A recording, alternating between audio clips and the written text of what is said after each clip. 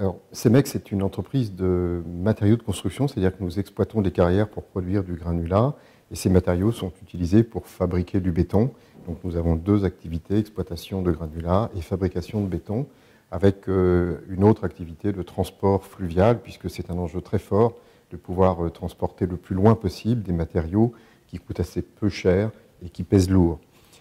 C'est un groupe international, nous sommes aujourd'hui implantés dans 56 pays, avec plus de 40 000 collaborateurs. Et en France, nous sommes peut-être plus modestes, nous avons 2000 collaborateurs, et nous sommes quand même dans les 5 premières entreprises d'exploitation de carrière et de production du béton, dans un paysage qui est, au niveau de la concurrence, constitué d'un très grand nombre d'entreprises, plus de 1500 au total, au niveau des activités. Avec le temps, on s'est aperçu que consolider une succession d'éléments ne permettait pas de bien ranger et d'organiser l'amélioration de ces éléments.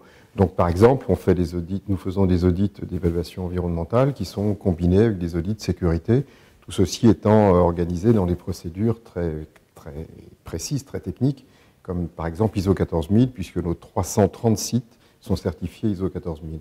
Le transversal, progressivement bien fondé sur le terrain, et puis ensuite, comme il fallait avoir le génie, l'innovation, des débats, des recherches, des échanges, de la recherche et du développement dans notre laboratoire et aussi à l'international chez nous. Et puis, grosso modo, ISO 26000 qui s'est offert à nous au moment où la norme a été achevée au niveau international, était pour nous un point normal, quasi logique.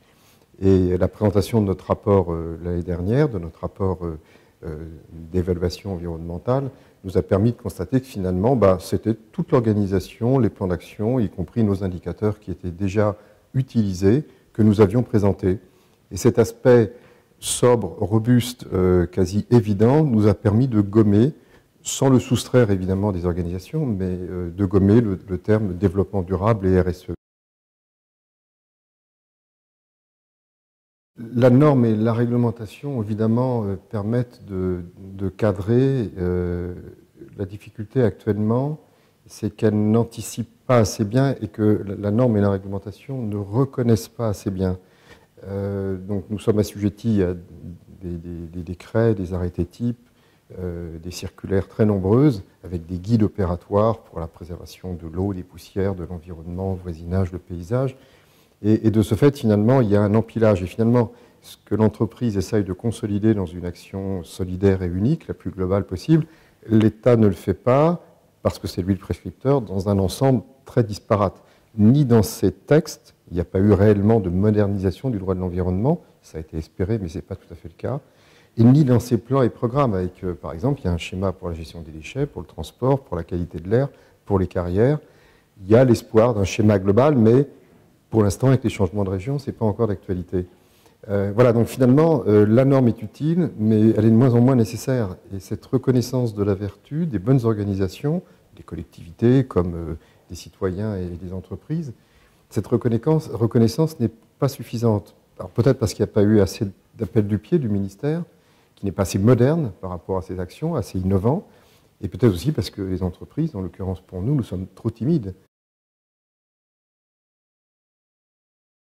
Oui, effectivement, il faut donner du sens, avoir une action transversale, partagée, mais il y a quand même un moment où l'entreprise doit produire, poursuivre l'amélioration de ses process, avoir une rentabilité dans des périodes difficiles, tout en tenant compte des attentes internes et externes, dans le cadre réglementaire qu'on évoquait tout à l'heure, qui est excessif pour le moment et qui n'est pas assez global et synthétique.